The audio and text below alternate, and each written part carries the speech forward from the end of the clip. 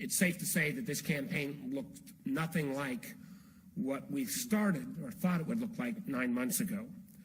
Running for re-election during an unprecedented global pandemic really in many ways made us kind of rewrite all of the rules of how to do a campaign.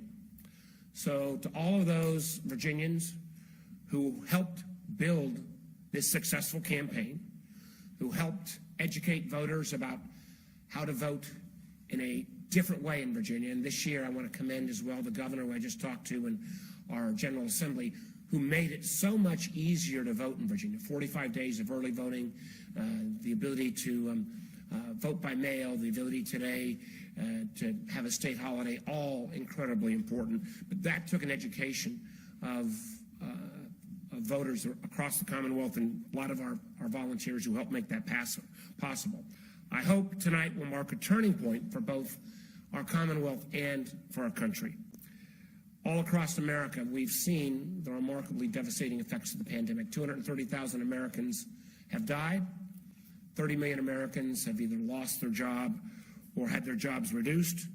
Hundreds of thousands of small businesses are shuttered. And millions of Virginians and tens of millions of Americans are just hanging on, trying to make ends meet. In order to get the economy going again, we've got to get the virus under control. And that means, just as Joe Biden has said, we've got to let the scientists and the docs set the policy. Until there's a vaccine, we need to keep focused on measures that will stop the spread of the virus.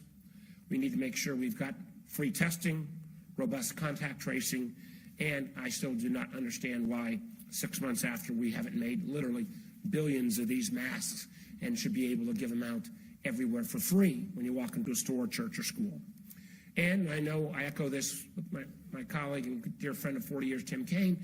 Congress has got to stop the posturing and get another COVID relief package passed. That means help to small businesses. It means help to schools, healthcare providers. We did it before with the CARES Act. We came together with the administration, but those dollars have run out. The American people, Virginians, need additional relief. And my hope is we can get back to work on that as early as next week. Final comment before I take a couple questions is, the truth is, particularly during this administration, the country's been divided for too long. We're facing a challenge with this virus greater than anything we've seen in our lifetime, short of wartime.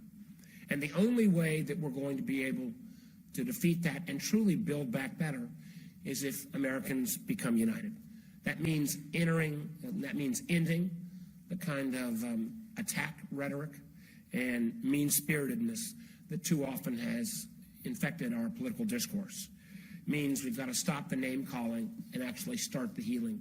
And the one thing that I've heard, and I have not been out as much as I traditionally would, but over the last 10 days or so have crisscrossed Virginia, from Southwest to Hampton Roads to the northern parts of the valley.